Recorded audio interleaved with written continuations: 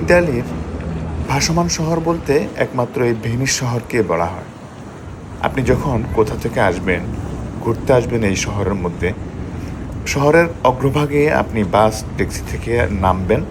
নামার পরে মূল ট্যুরিস্ট স্পটগুলোতে যেতে হলে আপনাকে অবশ্যই হেঁটে হেঁটে যেতে হবে, অথবা এই যে দেখেন ছোট ছোট বাপুরত্ব, ছোট বড় বাপুরত্ব যে লঞ্চ জাহাজগুলো আছে, এগুলো দিয়ে আপনাকে যেতে হবে।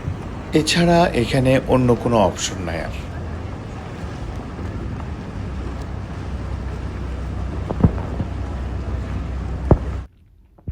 এই যে কাঠের পোল, বড় বড় ভবন দেখতেছেন, এগুলো হচ্ছে শত শত বছর আগের পুরনো, অথচ এখনো অক্ষত রয়েছে।